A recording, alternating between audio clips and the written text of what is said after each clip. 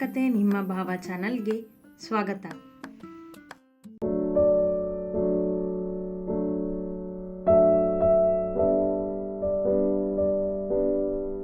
ಇಷ್ಟೊಂದು ಒಳ್ಳೆಯವನ ಭಾರ್ಗವ್ ನೀನು. ಇವತ್ತು ಅವನ ಜೀವ ಉಳಿಸಿ ಅವಳ ತಂಗಿ ಜೀವನ ನೋಡ್ಕೊಂಡಿರೋ ನೀನು ಅವತ್ತು ನನ್ನ ಸ್ನೇಹಿತೆ ಜೀವ ಕಳ್ಕೊಳ್ಳೋ ಹಾಗೆ ಯಾಕೆ ಮಾಡಿದೆ? ಮದುವೆ ಆಗಿ ಸಂಸಾರ ಮಾಡಬೇಕಾಗಿದ್ದವಳನ್ನು ಯಾಕೆ ಸಾವಿನ ಬಾವಿಗೆ ನೂಕಿದೆ? ಇವರೆಲ್ಲರ ಹಾರೈಕೆ ನಿನಗೆ ತಟ್ಟುತ್ತೋ ಇಲ್ವೋ ಗೊತ್ತಿಲ್ಲ ಭಾರ್ಗವ್, ಆದರೆ ನನ್ನ ಶಾಪ ನಿನಗೆ ತಟ್ಟುತ್ತೆ. ಸೃಷ್ಟಿ ಕಣ್ಣೀರು ನಿನ್ನನ್ನು ಸುಮ್ಮನೆ ಬಿಡೋದಿಲ್ಲ ಎಂದುಕೊಳ್ಳುತ್ತಾ ಕುಳಿತಿದ್ದ ಅಮೃತ ಭಾರ್ಗವನ ಮೇಲಿನ ಕೋಪದಿಂದ ಉರಿ ಕೆಂಡವಾಗಿದ್ದಳು. ಈಗ ಪೂರ್ಣನ ನೀನು ಪ್ರೀತಿ ಮಾಡ್ತಿದೀಯ ಅಲ್ವಾ? ಆ ಪ್ರೀತಿನ ನಿನಗೆ ನೋವು ಕೊಡಬೇಕು. ಹಾಗೆ ಮಾಡ್ತೀನಿ, ನೋಡ್ತಿರು. ಈ ಸ್ವಪ್ನಾಗ ಕಾಲ್ ಮಾಡು ಅಂತ ನಾನು ನಂಬರ್ ಕೊಟ್ಟು ಬಂದಿದ್ದೆ, ಅವಳು ಕಾಲ್ ಮಾಡಲೇ ಇಲ್ವಲ್ಲ.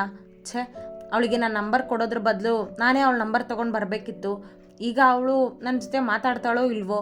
ನನಗೂ ಒಬ್ಬರು ಜೊತೆಗಿದ್ದಿದ್ರೆ ಈ ಭಾರ್ಗವನ ಜೀವನದಲ್ಲಿ ಸಮಸ್ಯೆ ತರೋದು ಸುಲಭ ಆಗ್ತಿತ್ತು. ಯಾಕಂದರೆ ಇವನು ಅಷ್ಟೊಂದು ಹಗುರ ಅಲ್ಲ. ಮೈಸೂರಿನ ಕಿಂಗ್ ಅಂತ ಮೆರೆಯೋನಿಗೆ ಎಲ್ಲ ಕಡೆ ಜನ ಇದ್ದಾರೆ. ಹೊರಗಿನಿಂದ ಇವನನ್ನು ಏನೂ ಮಾಡೋಕ್ಕಾಗೋದಿಲ್ಲ. ಏನೇ ಇದ್ದರೂ ಒಳಗಿಂದನೇ ಮಾಡಬೇಕು. ಆದರೆ ಹೇಗೆ ಎಂದು ಯೋಚಿಸುತ್ತಲೇ ಕುಳಿತಳು. ತಾನಂದುಕೊಂಡಂತೆ ಭಾರ್ಗವನ ಜೀವನ ನರಕ ಮಾಡುವುದು ಸುಲಭದ ಮಾತಲ್ಲ ಎಂದು ಅರ್ಥವಾಗಿತ್ತು ಅಮೃತಾಳಿಗೆ. ಭಾರ್ಗವನಿಗೆ ಎಲ್ಲ ಕಡೆಯಿಂದ ಜನ ಬೆಂಬಲ ಇರುವುದು ಅಲ್ಲದೆ ಅವ ಯಾವುದಕ್ಕೂ ಹಿಂಜರಿಯುವವನಲ್ಲ ಎಂದು ಮೂರ್ತಿಯನ್ನು ನೋಡಿಯೇ ಅರ್ಥವಾಗಿತ್ತು. ಹಾಗಾಗಿ ತಾಳ್ಮೆಯಿಂದ ತನ್ನ ಕೆಲಸ ಸಾಧಿಸುವವಳಿದ್ದಳು. ಈ ಅಹಂಕಾರಿ ನನಗೆ ತುಂಬ ಇಷ್ಟ ಆಗ್ತಿದ್ದಾನೆ ಈಗೀಗ. ಯಾಕೆ? ತನ್ನಲ್ಲೇ ಪ್ರಶ್ನೆ ಕೇಳಿಕೊಂಡವಳು ಅಡುಗೆ ಮನೆಯಲ್ಲಿ ನಿಂತಿದ್ದಳು ಪೂರ್ಣ ಹಾಲು ಬಿಸಿಗಿಟ್ಟು. ಸಂಜೆಯ ತಂಪಾಗಿತ್ತು. ಭಾರ್ಗವ್ ಮಲಗಿದ್ದ ಇನ್ನು. ಯಾಕೆ ಅಂದರೆ ನಿನಗೆ ಅವನ ಮೇಲೆ ಪ್ರೀತಿ ಇದೆಯಲ್ಲ ಅದಕ್ಕೆ ಎಂದಿತು ಮನಸ್ಸು. ಅದೇನೋ ಸರಿ, ಆದರೆ ಈಗೀಗ ಅವನ ತುಂಟಾಟ ತರಲೆ ನನಗೆ ತುಂಬ ಇಷ್ಟ ಆಗ್ತಿದೆ. ಹಾಂ, ಅದಕ್ಕೆ ಅಲ್ವಾ ಇವತ್ತು ನೀನಾಗಿಯೇ ಮುತ್ತು ಕೊಟ್ಟಿದ್ದ ಅವನಿಗೆ? ಮನ ಎಂದಾಗ ತಾನು ಮುತ್ತು ಕೊಟ್ಟಿದ್ದನ್ನು ಜ್ಞಾಪಿಸಿಕೊಂಡಳು. ಅವನ ಸ್ನೇಹ ನನಗೆ ನನ್ನನ್ನೇ ಮರೆಸುತ್ತೆ. ಅವನ ಜೊತೆ ಹೆಚ್ಚು ಸಮಯ ಕಳಿಬೇಕು ಅನಿಸುತ್ತೆ. ಅವನ ಕೋಪ ನನಗೆ ಸಹಿಸೋಕ್ಕಾಗೋದಿಲ್ಲ. ನಾನು ಅವನ ಮೇಲೆ ತುಂಬ ಹೊತ್ತು ಕೋಪ ಮಾಡಿಕೊಂಡು ಇರೋಕ್ಕಾಗೋದಿಲ್ಲ. ಹೀಗೆ ಆಗ್ತಿದ್ರೆ ನಾನು ನನ್ನ ಪ್ರೀತಿನ ಹೇಳಿಬಿಡ್ತೀನಿ ಅವನಿಗೆ. ಮನದ ಜೊತೆ ಮಾತನಾಡುತ್ತಿತ್ತು ಹುಡುಗಿ. ಹಾಗಾದರೆ ಒಳ್ಳೆಯದೇ ಅಲ್ವಾ ಪೂರ್ಣ? ಹೇಳಿಬಿಡು ನಿನ್ನ ಮನಸ್ಸಿನ ಮಾತನ್ನ. ಯಾರಿಗೆ ಗೊತ್ತು, ಅವನು ನಿನ್ನನ್ನು ಪ್ರೀತಿಸಿದಾನೇನೋ? ಅದು ಗೊತ್ತಿಲ್ಲ ನನಗೆ. ಆದರೆ ಭಾರ್ಗವ್ ನಾನು ಮೊದಲೆಲ್ಲ ಅಂದ್ಕೊಂಡಿದ್ದ ಹಾಗೆ ಕೆಟ್ಟವನಲ್ಲ. ತುಂಬ ಒಳ್ಳೆಯವನು. ಅವನಲ್ಲೂ ಕರುಣೆ ಪ್ರೀತಿ ಇದೆ. ಆದರೆ ಅವನಿಗೆ ನನ್ನ ಮೇಲೆ ಪ್ರೀತಿ ಇದೆಯೋ ಇಲ್ವೋ ಗೊತ್ತಿಲ್ಲ. ನನ್ನ ಪ್ರೀತಿನ ಹೇಳಿದರೆ ಒಪ್ಕೋತಾನ? ಸಮಯ ಬರಲಿ, ಖಂಡಿತ ಧೈರ್ಯ ಮಾಡಿ ನನ್ನ ಪ್ರೀತಿನ ಹೇಳ್ತೀನಿ ಎಂದುಕೊಳ್ಳುತ್ತಾ ನಿಂತವಳಿಗೆ ಗ್ಯಾಸ್ ಮೇಲಿಟ್ಟಿದ್ದ ಹಾಲು ಉಕ್ಕಿ ಹೋಗುತ್ತಿರುವುದರತ್ತ ಲಕ್ಷ್ಯವಿಲ್ಲ. ಅಕ್ಕ, ಹಾಲು ಉಕ್ತಿದೆ ಎನ್ನುತ್ತಾ ಬಂದ ಅಮೃತ ಮೊದಲು ಗ್ಯಾಸ್ ಆಫ್ ಮಾಡಿದಳು. ಅವಳ ಧ್ವನಿಗೆ ಎಚ್ಚರಗೊಂಡಳು ಪೂರ್ಣ. ಅಕ್ಕ, ಎಲ್ಲಿದೆ ನಿನ್ನ ಲಕ್ಷ್ಯ? ಕೇಳಿದಳು ಪೂರ್ಣಳನ್ನು. ಅಯ್ಯೋ, ಏನೋ ಯೋಚನೆ ಮಾಡ್ತಿದ್ದೆ ಅಮ್ಮು ಎಂದಳು. ಏನು ಯೋಚನೆ ಮಾಡ್ತಿದ್ದೆ? ಬಾವನ ಬಗ್ಗೆ ಕನಸು ಕಾಣ್ತಿದ್ಯಾ ಹೇಗೆ? ಛೇಡಿಸಿದಳು ಅವರಿಬ್ಬರ ಮಧ್ಯೆ ಇರುವ ಪ್ರೀತಿಯ ಬಗ್ಗೆ ತಿಳಿಯಲು. ಹಾಗೇನಿಲ್ಲ ಅಮೃತ ಎಂದ ಪೂರ್ಣಳ ಮೊಗದಲ್ಲಿನ ನಾಚಿಕೆ ಅಮೃತಾಳಿಗೆ ಸ್ಪಷ್ಟ. ಪರವಾಗಿಲ್ಲ ಹೇಳು ಅಕ್ಕ, ಭಾವ ಮತ್ತೆ ನಿನ್ನ ಮಧ್ಯೆ ಈಗೀಗ ಏನೇನೋ ನಡೀತಿದೆ ಎಂದ ಅಮೃತ. ಭಾರ್ಗವ್ ಪೂರ್ಣಳನ್ನು ಪ್ರೀತಿಸುತ್ತಿರುವುದರ ಬಗ್ಗೆ ಹೇಳಲಿಲ್ಲ. ಹೇಳಿದರೆ ತನಗೆ ನಷ್ಟವಾಗುವುದಲ್ಲವೇ? ಅಮೃತ, ಆ ಥರ ಏನಿಲ್ಲ, ಸುಮ್ಮನಿರು ನೀನು ಎಂದಳು ನಗುತ್ತಲೇ. ಶುಗರ್ಲೆಸ್ ಪೂರ್ಣ, ಟೀ. ಆಗಲೇ ಎದ್ದಿದ್ದ ಭಾರ್ಗವ್ ಕೂಗಿದ ಕೋಣೆಯಿಂದಲೇ. ನೋಡು ಅಕ್ಕ, ಭಾವನಿಗೆ ಶುಗರ್ಲೆಸ್ ಟೀ ಅಂತೆ ಮತ್ತೆ ಛೇಡಿಸಿದಳು. ಪೂರ್ಣ ನಗುತ್ತಲೇ ಟೀ ಮಾಡಲು ಇಟ್ಟಳು. ಅಮೃತ ಅಡುಗೆ ಮನೆಯಿಂದ ಹೊರಬಂದು ಅಲ್ಲೇ ಇದ್ದ ಹಾಲ್ನಲ್ಲಿ ಕುಳಿತಳು. ಇವರಿಬ್ಬರು ನಾನು ಅಂದ್ಕೊಂಡಿದ್ದಕ್ಕಿಂತ ಮುಂದಿದ್ದಾರೆ ಅನಿಸುತ್ತೆ. ಇವರಿಬ್ಬರನ್ನ ದೂರ ಮಾಡೋದಾದರೂ ಹೇಗೆ ಎಂದುಕೊಳ್ಳುತ್ತಾ ಕುಳಿತಿರುವಾಗಲೇ ಕೈಯಲ್ಲಿನ ಫೋನ್ ರಿಂಗ್ ಆಯಿತು. ಮೊಬೈಲ್ ಪರದೆಯ ಮೇಲಿನ ನಂಬರ್ ನೋಡಿ ಯಾರಿದು ಎಂದುಕೊಳ್ಳುತ್ತಾ ರಿಸೀವ್ ಮಾಡಿ ಹಲೋ ಎಂದಳು. ನಾನು ಸ್ವಪ್ನ ಎಂಬ ಧ್ವನಿ ಆ ಕಡೆಯಿಂದ. ಗೆದ್ದಳು ಅಮೃತ. ಒಂದು ನಿಮಿಷ ಮಾತಾಡ್ತೀನಿ ಎಂದ ಅಮೃತ ಅತ್ತಿತ್ತ ಯಾರಾದರೂ ಇರುವರೋ ಇಲ್ಲವೋ ಎಂದು ನೋಡಿ ಅಲ್ಲಿಂದ ಎದ್ದು ಹೊರನಡೆದಳು. ಆಯುಷ್ ಕೂಡ ಮಲಗಿದ್ದ ಕೋಣೆಯಲ್ಲಿ. ಹಲೋ ಸ್ವಪ್ನ, ಹೇಳು ಎಂದಳು ಅಮೃತ ಮನೆಯ ಹೊರಬಂದು ನಿಂತು ಮಾತನಾಡುತ್ತಾ. ನಿನ್ನೆ ಹೋಟೆಲ್ನಲ್ಲಿ ಏನೇನೋ ಹೇಳಿ ಹೊರಟ್ಬಿಟ್ಟೆ. ಏನದು? ನಿನ್ನ ನಂಬರ್ ಯಾಕೆ ನನಗೆ ಕೊಟ್ಟಿದ್ದು ನೀನು ಕೇಳಿದಳು ಸ್ವಪ್ನ. ಶತ್ರುವಿನ ಶತ್ರು ಮಿತ್ರ ಆಗ್ತಾರೆ ಅಂತ ಹೇಳಿದ್ನಲ್ಲ ಸ್ವಪ್ನ. ಅಂದರೆ ಏನರ್ಥ? ಅಂದರೆ ಭಾರ್ಗವ್ ನಿನಗೆ ಶತ್ರು, ನನ್ನ ಶತ್ರುವಿನ ಶತ್ರು ನನಗೆ ಮಿತ್ರ ಅಲ್ವಾ? ಸೊ ಲೆಟ್ ಬಿ ಫ್ರೆಂಡ್ಸ್ ಎಂದಳು ಚಂದದಿಂದ. ಭಾರ್ಗವ್ ನಿನಗೆ ಶತ್ರುನಾ? ಅಚ್ಚರಿಯಿಂದ ಕೇಳಿದಳು ಸ್ವಪ್ನ. ಹೌದು, ಭಾರ್ಗವ್ ನನ್ನ ಶತ್ರು ಒರಟಾಗಿ ಎಂದಳು ಅಮೃತ. ಅದು ಹೇಗೆ? ಅರ್ಥವಾಗುತ್ತಿಲ್ಲ ಸ್ವಪ್ನಳಿಗೆ ಇವಳ ಶತ್ರುತ್ವ. ಅದನ್ನು ನಾನು ನಿನಗೆ ಮತ್ತೊಮ್ಮೆ ತಿಳಿಸ್ತೀನಿ. ನನಗೆ ನೀನು ಸಹಾಯ ಮಾಡು. ಸಹಾಯನ? ಯಾಕೆ? ಆ ಭಾರ್ಗವನ ಜೀವನ ನಾಶ ಮಾಡೋದಕ್ಕೆ ಎಂದಳು ಹಲ್ಲು ಬಿಗ್ಗಿ ಹಿಡಿದು. ನಾನು ಹೇಗೆ ನಂಬೋದು ನಿನ್ನನ್ನು? ಅವನ ಜೀವನ ನೀನು ಯಾಕೆ ನಾಶ ಮಾಡಬೇಕು? ಈಗಲೂ ಅರ್ಥವಾಗುತ್ತಿಲ್ಲ ಅವಳಿಗೆ ಏನೊಂದು. ಹೇಳಿದ್ನಲ್ಲ, ಅದನ್ನೆಲ್ಲ ಮತ್ತೊಮ್ಮೆ ಹೇಳ್ತೀನಿ ಅಂತ. ನಂಬಿಕೆ ಇದ್ದರೆ ಮುಂದುವರಿಬಹುದು ಸ್ವಪ್ನ, ಇಲ್ದಿದ್ರೆ ಇಲ್ಲ. ನನಗೆ ಈ ಭಾರ್ಗವನ ಜೀವನ ಹಾಳು ಮಾಡೋದಕ್ಕೆ ಒಬ್ಬರು ಸಹಾಯ ಬೇಕಿತ್ತು. ನಿನ್ನೆ ನಿನ್ನನ್ನು ರೆಸ್ಟೋರೆಂಟ್ನಲ್ಲಿ ನೋಡಿದ್ನಲ್ಲ, ಅದಕ್ಕೆ ನಂಬರ್ ಕೊಟ್ಟೆ. ನಮ್ಮಿಬ್ಬರ ಗುರಿ ಒಂದೇ ಇದೆ ಸ್ವಪ್ನ, ಭಾರ್ಗವನ ಜೀವನ ನಾಶ ಮಾಡೋದು. ನಾನು ಮನೆ ಒಳಗಿದ್ದೀನಿ, ನೀನು ಹೊರಗಿದೆಯಾ. ನಾವಿಬ್ಬರು ಜೊತೆ ಸೇರಿ ಏನಾದರೂ ಮಾಡಬಹುದು, ಯೋಚನೆ ಮಾಡು ಎಂದ ಅಮೃತಾಳಿಗೆ ಪೂರ್ಣಳ ಜೀವನದ ಬಗ್ಗೆ ಕೊಂಚವೂ ಯೋಚನೆ ಇಲ್ಲ. ಜೊತೆಗೆ ತನ್ನ ಜೀವನವೂ ತೊಂದರೆಗೆ ಸಿಲುಕಬಹುದೆಂಬ ಸುಳಿವಿಲ್ಲ. ದ್ವೇಷದಲ್ಲಿ ಬಿದ್ದು ಬುದ್ಧಿಗೇಡಿಯ ಕೆಲಸಕ್ಕಿಳಿದಿದ್ದಳು. ಇದರಿಂದ ನಿನಗೇನು ಲಾಭ? ಕೇಳಿದ ಸ್ವಪ್ನ ಅಮೃತಾಳನ್ನು ಇಷ್ಟು ಬೇಗ ನಂಬಲು ತಯಾರಿಲ್ಲ. ಸೇಡ್ ತೀರಿಸ್ಕೊಳ್ಳೋದಕ್ಕೆ ನಾನು ಬಂದಿದ್ದು ಈ ಮನೆಗೆ. ಆ ಭಾರ್ಗವನ ಜೀವನ, ಖುಷಿ, ನೆಮ್ಮದಿ ಹಾಳು ಮಾಡಬೇಕು ಅನ್ನೋದೇ ನನ್ನ ಗುರಿ ಆಗಿರುವಾಗ ಇನ್ನೇನು ಲಾಭ ಬೇಕು ನನಗೆ? ಮತ್ತು ಆಯುಷ್ಗಾಗಲಿ ಮನೆಯವರಿಗಾಗಲಿ ನಾನು ಈ ಸೇಡು ದ್ವೇಷದ ಬಗ್ಗೆ ಗೊತ್ತಿಲ್ಲ, ಗೊತ್ತಾಗೋದು ಬೇಡ. ಭಾರ್ಗವನ ಈ ಕುಟುಂಬದಿಂದ ದೂರ ಮಾಡಿ ನಾನು ಈ ಮನೆ ಸೊಸೆಯಾಗಿ ಇರ್ತೀನಿ ಎಂದಳು ತಾನಂದುಕೊಂಡಿದ್ದನ್ನು ಸಾಧಿಸಲೇಬೇಕೆಂಬ ಹಠದಿಂದ. ಒಂದ್ಸರಿ ಭೇಟಿ ಮಾಡೋಣ ಅಮೃತ, ನೇರವಾಗಿ ಮಾತನಾಡಿದರೆ ಉತ್ತಮ ಎಂದು ಕೇಳಿದಳು. ಸಿಗೋಣ, ಆದರೆ ಈಗಲೇ ಬೇಡ. ನಾವಿಬ್ಬರು ಜೊತೆಗೂಡಿ ಮಾಡೋ ಪ್ರತಿಯೊಂದು ಆಟದಲ್ಲೂ ಭಾರ್ಗವ್ ಸೋಲ್ಬೇಕು, ನೋವು ಉಣ್ಬೇಕು. ಆದರೆ ನಾವು ಸಿಕ್ಕಾಕೊಳ್ಬಾರ್ದು. ಅದಕ್ಕೆ ಹೇಳ್ತಿದ್ದೀನಿ, ಹುಷಾರಾಗಿರು. ಹಾಗೆ ಇನ್ನೊಮ್ಮೆ ಕಾಲ್ ಮಾಡುವಾಗ ನನಗೆ ನೀನು ಈ ನಂಬರಿಂದ ಕಾಲ್ ಮಾಡಬೇಡ. ಫೇಕ್ ID ಕೊಟ್ಟು ಸಿಮ್ ತಗೊಂಡು ಅದರಿಂದ ಕಾಲ್ ಮಾಡು ಎಂದಳು. ಓಕೆ. ಹಾಗೆ ಆ ಭಾರ್ಗವನ ಜೀವನದಲ್ಲಿ ಹೇಗೆ ಆಟ ಆಡಬೇಕು ಅನ್ನೋದನ್ನು ಯೋಚನೆ ಮಾಡು, ನಾನು ಯೋಚನೆ ಮಾಡ್ತೀನಿ ಎಂದವಳು ಕಾಲ್ ಕಟ್ ಮಾಡಿ ಅತ್ತಿತ್ತ ನೋಡಿದಳು. ಯಾರಾದರೂ ತನ್ನನ್ನು ನೋಡುತ್ತಿರುವರೇನೋ ಎಂದು. ಯಾರೂ ಕಾಣದಿದ್ದಾಗ ಮನೆಯ ಒಳ ನಡೆದಳು. ಪೂರ್ಣ ಎಲ್ಲರಿಗೂ ಟೀ ಮಾಡಿದ್ದಳು. ಆಯುಷ್ ಒಬ್ಬನನ್ನು ಬಿಟ್ಟು ಉಳಿದವರೆಲ್ಲ ಹಾಲ್ನಲ್ಲಿ ಸೇರಿದ್ದರು. ಅವನಿನ್ನೂ ಮಲಗಿದ್ದರಿಂದ ಟೀ ಕುಡಿಯುತ್ತಾ ಆ ದಿನ ನಡೆದು ಹೋಗಿದ್ದರ ಬಗ್ಗೆ, ಜೊತೆಗೆ ಹೀಗೆ ಸಹಜ ಮಾತುಗಳನ್ನಾಡುತ್ತಾ ಸಮಯ ಕಳೆದರು. ಸ್ವಲ್ಪ ಸಮಯದ ನಂತರ ಆಯುಷ್ ಕೂಡ ಅವರನ್ನು ಕೂಡಿದ.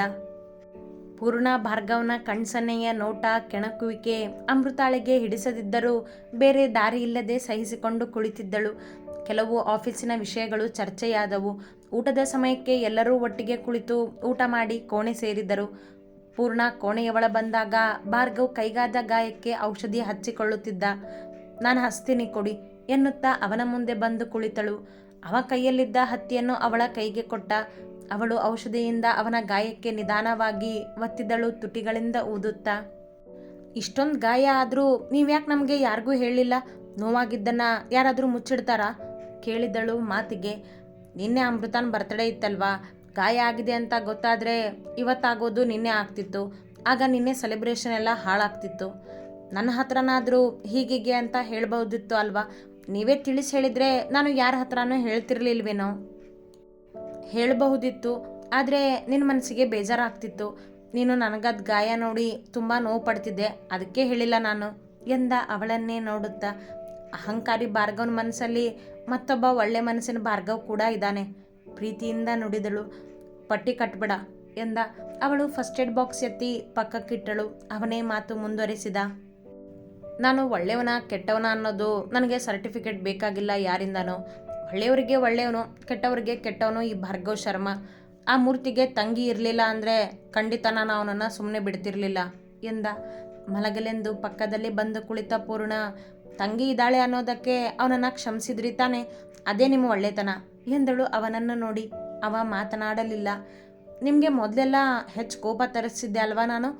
ಈಗ ನಿಮಗೆ ನನ್ನ ಮೇಲೆ ಅಷ್ಟೊಂದು ಕೋಪನೇ ಬರೋದಿಲ್ವಲ್ಲ, ಯಾಕೆ? ಮಾತಿಗೆ ಕೇಳಿದಳು, ಅವನ ಮನದಲ್ಲಿ ಏನಿರುವುದೋ ಎಂದು ತಿಳಿಯಲು. ನೀನು ಹೇಗೆ ನನ್ನಲ್ಲಿ ಒಳ್ಳೆತನ ಕಂಡಿದೆಯೋ ಹಾಗೆ ನಾನು ನಿನ್ನಲ್ಲಿ ಒಳ್ಳೆತನ ಕಂಡಿದ್ದೀನಿ. ಈಗಲೂ ನನಗೆ ನೀನು ವಾದಕ್ಕೆ ನಿಂತರೆ ಕೋಪನೇ ಬರೋದು. ಆದರೆ ಮೊದಲಿನ ಹಾಗೆ ನನಗೆ ನಿನ್ನ ಮೇಲೆ ದ್ವೇಷ ಆಗಲಿ, ನಿನ್ನನ್ನು ಸೋಲಿಸ್ಬೇಕು ಅನ್ನೋ ಹಠ ಆಗಲಿ ಇಲ್ಲ. ಯಾಕೆ? ನೇರ ನೋಟವಿಟ್ಟು ಕೇಳಿದವಳ ಮಡಿಲಿಗೆ ತಕ್ಷಣ ತಲೆ ಇಟ್ಟವ. ಯಾಕಂದರೆ ನೀನು ನನ್ನ ಹೆಂಡತಿ ಎಂದ ಅವಳನ್ನೇ ನೋಡುತ್ತಾ. ಅವನದೆಯ ಮೇಲೆ ಒಂದು ಕೈ ಇಟ್ಟು ಇನ್ನೊಂದು ಕೈಯಿಂದ ಹಣೆಯ ಮೇಲಿನ ಕೂದಲನ್ನು ಸರಿಸುವ ಮನಸ್ಸಾದರೂ ಕೈ ಹಿಂದಿಟ್ಟುಕೊಂಡೇ ಕುಳಿತ ಪೂರ್ಣ ಅವನನ್ನೇ ನೋಡಿದಳು ತುಸು ನಾಚಿಕೆಯಲ್ಲಿ. ಹೀಗೆ ಮಲ್ಕೊಳ್ಳ ಪೂರ್ಣ ಇವತ್ತು, ಆಸೆಯಿಂದ ಕೇಳಿದ. ಹಾಂ ಮಲ್ಕೊಳ್ಳಿ ಎಂದವಳ ಕೈಗಳು ಮಂಚದ ಮೇಲಿದ್ದವು. ಹೃದಯ ಅವನತ್ತ ವಾಲುತ್ತಿತ್ತು. ಮತ್ತೆ ಕೇಳಿದ ಮಾತಿಗೆಳೆದು, ನಾನು ನಿಮಗೆ ಏನೋ ಕೇಳಬೇಕು ಎಂದವಳ ಮನದಲ್ಲಿ ಪ್ರಶ್ನೆಯೊಂದಿತ್ತು. ಇಬ್ಬರ ಪ್ರಶ್ನೆ ಉತ್ತರಗಳು ಮುಗಿಯುವುದೇ ಇಲ್ಲ. ಈಗೀಗ ಒಬ್ಬರನ್ನೊಬ್ಬರು ಅರ್ಥ ಮಾಡಿಕೊಳ್ಳುತ್ತಿದ್ದರು. ಏನು ಕೇಳು. ನೀವು ಮೊದಲೆಲ್ಲ ತುಂಬ ಗಲಾಟೆ ಮಾಡಿಕೊಂಡು ಮನೆಗೆ ಬರ್ತಿದ್ರಂತೆ, ಇದಕ್ಕಿಂತ ಜಾಸ್ತಿ ಹಠ ಕೋಪ ಇತ್ತಂತೆ ನಿಮಗೆ? ಅವನ ಹಳೆಯ ದಿನಗಳ ಬಗ್ಗೆ ಕೇಳಲು ಏಕೋ ತವಕ ಅವಳಿಗೆ. ಯಾರು ಹೇಳಿದ್ರು ನಿನಗೆ? ಅತ್ತೆ ಹೇಳ್ತಿದ್ರು ನಿಮ್ಮ ಬಗ್ಗೆ ಇವತ್ತು, ತುಂಬ ಗಲಾಟೆ ಮಾಡ್ಕೊಂಡು ಬರ್ತಿದ್ದ ಮನೆಗೆ ಅಂತ. ಅಷ್ಟೊಂದು ಹಠಮಾರಿ ಆಗಿದ್ದರು ಹೇಗೆ ಬದಲಾಗಿದ್ದೀರಾ ಅಂತ ಕೇಳಿದ್ದಕ್ಕೆ ಯಾವುದೋ ಘಟನೆ ನಿಮ್ಮನ್ನು ಬದಲಾಯಿಸಿದೆ ಅಂತ ಹೇಳಿದರು ಎಂದವನ ಕಣ್ಣರಳಿ ಮೊಗ ಮಿಂಚಿತು. ಶ್ರಾವತಿ ಏನೋ ಹೇಳಿದರೋ ಎಂಬ ಕುತೂಹಲದಿಂದ. ಯಾವ ಘಟನೆ ಅಂತ ಹೇಳಿದ್ರ? ಕೇಳಿಲ್ವಾ ನೀನು ಎಂದವ ಅವಳ ಮಡಿಲಲ್ಲಿ ಮಲಗಿ ಅವಳನ್ನೇ ನೋಡುತ್ತಿದ್ದ. ಕೇಳಿದೆ, ಅವರಿಗೂ ನಿಮಗೂ ಜಗಳ ಆಗಿತ್ತು ಅಂತ ಹೇಳಿದರು. ಅವಳ ಮಾತಿಗೆ ನೋಟ ಬದಲಿಸಿದವ. ಅಂದರೆ ಅಮ್ಮ ಸತ್ಯ ಏನು ಅಂತ ಪೂರ್ಣ ಮುಂದೆ ಹೇಳಿಲ್ಲ. ಮನದಲ್ಲೇ ಎಂದುಕೊಂಡವ. ನಿನಗೆ ನನ್ನ ಮನಸ್ಸಲ್ಲಿರೋ ಒಂದು ಮಾತು ಹೇಳ ಎಂದ ಮತ್ತವಳನ್ನೇ ನೋಡಿ. ಹೇಳಿ ಎಂದಳು. ಯಾರೂ ನನ್ನನ್ನು ಅರ್ಥ ಮಾಡ್ಕೊಳ್ಳೋದಿಲ್ಲ ಪೂರ್ಣ. ಅದರಲ್ಲೂ ಅಮ್ಮನಿಗೆ ನನಗೆ ಕೋಪ ಹಠನೇ ಮೊದಲು ಕಾಣೋದು. ಹಾಗಂತ ಅವರಿಗೆ ನನ್ನ ಮೇಲೆ ಪ್ರೀತಿ ಕಡಿಮೆ ಇದೆ ಅಂತ ಅಲ್ಲ. ಆಯುಷ್ಗೂ ನನಗೂ ಪ್ರೀತಿಯಲ್ಲಿ ಕೊರತೆ ಮಾಡಿಲ್ಲ ಅವರು. ನಾನೆಲ್ಲಿ ಕೋಪದಿಂದ ಏನಾದರೂ ತಪ್ಪು ಮಾಡಿಬಿಡ್ತೀನೋ ಅನ್ನೋ ಭಯ ಅವರಿಗೆ. ಆ ಭಯ ನಾನೇನು ಅನ್ನೋದನ್ನು ಅರ್ಥ ಮಾಡ್ಕೊಳ್ಳೋದಕ್ಕೆ ಬಿಡ್ತಿಲ್ಲ ಅವರಲ್ಲಿ. ಆಯುಷ್ ಒಬ್ಬನೇ ಯಾವಾಗಲೂ ನನ್ನ ಪರವಾಗಿ ನಿಂತ್ಕೊಳ್ಳೋದು. ತಪ್ಪಿದ್ರೆ ತಪ್ಪು ಅಂತಾನೆ ಹೇಳ್ತಾನೆ, ಆದರೆ ಯಾವತ್ತೂ ನನ್ನನ್ನು ಬಿಟ್ಕೊಡೋದಿಲ್ಲ. ಇನ್ನು ಅಮ್ಮ ಮತ್ತು ನನ್ನ ಮಧ್ಯೆ ಈ ಜಗಳ ವಾದ ಎಲ್ಲ ಇದ್ದದ್ದೇ. ಅವರಿಗೆ ನನ್ನ ಹಠ ಹಿಡಿಸೋದಿಲ್ಲ, ನಾನು ನನ್ನ ಹಠ ಬಿಡೋದಿಲ್ಲ ಎಂದ ಮೃದು ಧ್ವನಿಯಲ್ಲಿ. ಅಂದೇಕೋ ಅವನ ಮಾತುಗಳಲ್ಲಿ ಬರೀ ಭಾವನೆಗಳೇ ತುಂಬಿವೆ ಎನ್ನಿಸಿತ್ತವಳಿಗೆ. ನನ್ನ ಹಾಗೆ ಎಂದಳು. ಅವ ಅವಳನ್ನೇ ನೋಡಿದ. ಅವಳಾಡಿದ ಮಾತು ಸರಿ ಎಂಬಂತೆ. ಇನ್ಮುಂದೆ ನಾನು ನಿಮ್ಮ ಜೊತೆ ಇರ್ತೀನಿ ಭಾರ್ಗವ್, ಯೋಚನೆ ಮಾಡಿಬಿಡಿ. ಇವತ್ತು ನಡೆದ ಘಟನೆಯಿಂದ ನನಗೂ ಒಂದು ಕ್ಷಣ ಹಾಗೆ ಅನ್ನಿಸ್ತು, ಎಲ್ಲಿ ನೀವು ತಪ್ಪು ಮಾಡಿಬಿಡ್ತೀರೋ ಅಂತ. ಆದರೆ ಹಾಗಾಗಲಿಲ್ಲ. ಎಲ್ಲರ ಯೋಚನೆಗಳ ಬಗ್ಗೆಯೂ ನೀವು ಯೋಚನೆ ಮಾಡಿರ್ತೀರಾ ಅಂತ ನನಗೆ ಅರ್ಥ ಆಗಿದೆ ಎಂದಳು. ಏನೇ ಆದರೂ ನನ್ನ ಜೊತೆ ಇರ್ತೀಯಾ ಹಾಗಾದರೆ? ಕೇಳಿದವನ ಮನದಲ್ಲಿ ತನ್ನ ಹಳೆಯ ದಿನಗಳ ನೆನಪಿತ್ತು ಇನ್ನೂ. ಹಾಂ ಇರ್ತೀನಿ ಎಂದಳು ನಂಬಿಕೆಯಿಂದ. ನನ್ನ ಹಳೆಯ ದಿನಗಳಲ್ಲಿ ನಾನು ಅಮ್ಮ ಹೇಳಿದಾಗೆ ತುಂಬ ಹೊರಟಾಗಿದ್ದೆ ಪೂರ್ಣ. ಈಗಲೂ ಇದ್ದೀನಿ, ಆದರೆ ಕಂಟ್ರೋಲ್ನಲ್ಲಿದ್ದೀನಿ ಅಷ್ಟೇ. ಅಕಸ್ಮಾತ್ ಹೀಗೆ ನನ್ನ ಹಳೆಯ ದಿನಗಳ ಬಗ್ಗೆ ಗೊತ್ತಾದಾಗಲೂ ನನ್ನ ಜೊತೆ ಇರ್ತೀಯಾ? ಅರ್ಥ ಮಾಡ್ಕೋತೀಯಾ ನನ್ನನ್ನು? ಕೇಳಿದವನ ಮನದಲ್ಲಿ ಮರೆಯಲಾಗದ ಘಟನೆಯೇ ನೆನಪಿತ್ತು. ಅದನ್ನು ಕೆದಕುವ ಮನಸ್ಸಿರಲಿಲ್ಲ ಅವನಿಗೆ ಅವಳ ಮುಂದೆ. ಅವನ ಮಾತುಗಳಿಗೆ ಅವನ ಹಣೆಯ ಮೇಲೆ ಕೈ ಇಟ್ಟ ಪೂರ್ಣ. ನಿಮ್ಮ ಹಳೆ ದಿನಗಳು ಏನೋ ಅಂತ ನನಗೆ ಗೊತ್ತಿಲ್ಲ, ಆದರೆ ನಾನು ನೋಡಿರೋ ಭಾರ್ಗವ್ ಶರ್ಮಾ ಒಳ್ಳೆಯವನೂ ಹೌದು, ಆಗಾಗ ತಾಳ್ಮೆ ಇಲ್ದಿರೋ ಅಹಂಕಾರಿನೂ ಹೌದು. ಆದರೂ ನಿಮ್ಮ ಜೊತೆ ಯಾವಾಗಲೂ ಇರ್ತೀನಿ ನಾನು, ಎಷ್ಟೇ ಆದರೂ ನಿಮ್ಮ ಹೆಂಡತಿ ಅಲ್ವಾ ನಾನು ಎಂದಳು ಪ್ರೀತಿಯಿಂದ. ಥ್ಯಾಂಕ್ ಯು ಎಂದವ ಅವಳ ಇನ್ನೊಂದು ಕೈ ತೆಗೆದುಕೊಂಡು ತಾನೇ ತನ್ನೆದೆಯ ಮೇಲೆ ಇಟ್ಟುಕೊಂಡ. ಅವಳ ಮೊಗದಲ್ಲಿ ಖುಷಿ ಮಿಂಚಿತು. ಮುಂದೆ ಕೇಳಿದ ತಾನೇ. ಮುಂದೇನು? ಮಲ್ಕೊಳ್ಳಿ ಎಂದಳು. 8, 9, 10 ಎಣ್ಸೋದು ಬೇಡವಾ ಕೇಳಿದ ಅವಳ ನಾಚಿಕೆ ಕಾಣಲು. ನೀವು ಹೀಗೆ ಎಣ್ಸೋ ಆಟ ಆಡೋದಿದ್ರೆ ನಾನು ಎದ್ದು ಹೋಗ್ತೀನಿ ಅಷ್ಟೇ, ಕೆನ್ನೆ ಕೆಂಪಾಗಿದ್ದರೂ ಮುನಿಸಿಕೊಂಡವರಂತೆ ನಟಿಸುತ್ತಾ ಎಂದಳು. ಹೌದಾ ಎಂದವನ ಮೊಗ ನೋಡಿ ಮುನಿಸು ಮರೆತಳು. ಸರಿ ಬಿಡು, ಕೇಳೋದಿಲ್ಲ ಮತ್ತೆ ಎಂದು ಕೇಳಿದವ ಅವಳ ಜೊತೆ ಹಾಗೆಯೇ ಮಾತನಾಡುತ್ತಾ ಸಮಯ ಕಳೆದು ನಿದ್ದೆಗೆ ಜಾರಿದ. ತನ್ನ ಮಡಿಲಲ್ಲಿ ಅವನನ್ನು ಮಲಗಿಸಿಕೊಂಡಿದ್ದ ಪೂರ್ಣ ಅವನನ್ನೇ ನೋಡುತ್ತಾ ಅಲ್ಲಿಯೇ ಮಂಚಕ್ಕೆ ಬೆನ್ನು ಆನಿಸಿ ಮಲಗಿದಳು. ಅತಿ ಹೆಚ್ಚಿನ ಕಥೆಗಳಿಗಾಗಿ ಹಿಂಬಾಲಿಸಿ ಪ್ರತಿಲಿಪಿ ಆ್ಯಪ್ನಲ್ಲಿ ಪ್ರತಿಮಾ SH ಅವರನ್ನು.